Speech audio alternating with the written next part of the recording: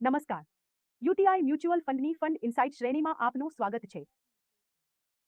આજે આપણી સાથે ઇક્વિટી રિસર્ચ અને ફંડ મેનેજમેન્ટમાં 2 દાયકાથી વધુનો અનુભવ ધરાવનાર ફંડ મેનેજર શ્રી વી શ્રીવત્સાજી છે. શ્રીવત્સાજી, કૃપા કરીને અમને UTI large and mid cap ફંડની રિસર્ચ અને સ્ટોક પસંદગી પ્રક્રિયા અંગે વિસ્તારથી જણાવો. પોર્ટફોલિયો નિર્માણમાં મુખ્ય ડ્રાઇવિંગ ફેક્ટર્સ કયા છે? ફંડને રિલેટિવ વેલ્યુ આધારિત રીતે મેનેજ કરવામાં આવે છે, જેમાં મૂલ્યાંકન નિર્ણય પ્રક્રિયાના કેન્દ્રમાં છે. અમે રિલેટિવ વેલ્યુએશનને 4 દૃષ્ટિકોણથી જોઈએ છીએ.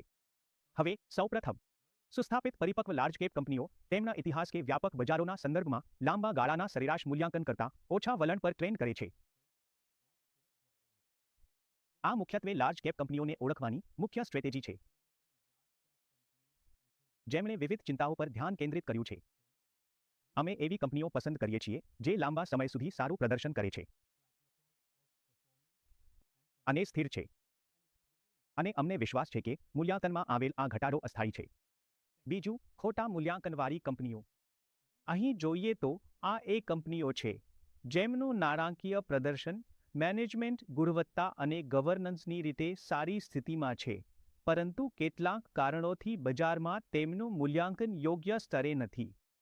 તો આવા નામોમાં નિર્ણય લેતા પહેલા અમે બિઝનેસ અને મેનેજમેન્ટ ક્ષમતા અંગે ઊંડો અભ્યાસ કરીએ છીએ. ત્રીજા એ છે સાયક્લિકલ સ્ટોક, જે સાયકલ અનુકૂળ ન હોય ત્યારે ઓછી વેલ્યુમાં ઉપલબ્ધ હોય છે. અમે આવી તકોમાં સાયકલ અનુકૂળ ન હોવાનો લાભ લેવાનો પ્રયત્ન કરીએ છીએ. અને અંતે, સ્મોલ કેપ માટે અમારું ધ્યાન એ ગ્રોથ આધારિત કંપનીઓને શોધવામાં રહે છે, જે યોગ્ય મૂલ્યાંકન પર ઉપલબ્ધ હોય. ફંડમાં સતત ઉત્તમ ક્વાર્ટાઇલ પ્રદર્શન જળવાઈ રહ્યું છે. આ સફળતા પાછળના મુખ્ય પરિબળો કયા રહ્યા છે?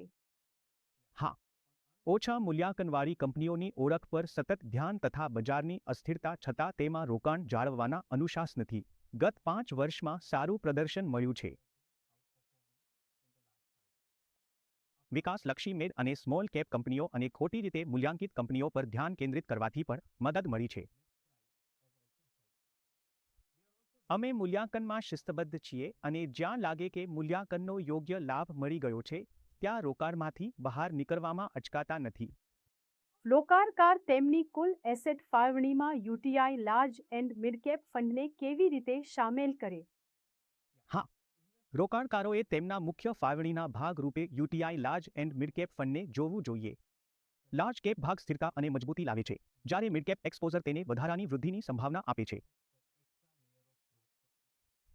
5 વર્ષ કે તેનાથી વધુ સમય માટે રોકાણ કરતા રોકાણકારો માટે તે પોર્ટફોલિયોમાં એક મહત્વપૂર્ણ ઘટક તરીકે સારી રીતે બંધબેસે છે, જે એક જ ફંડમાં મજબૂતાઈ અને વૃદ્ધિ બંને પ્રદાન કરે છે. આભાર, શ્રીવત્સાજી. જોવા બદલ તમારો આભાર.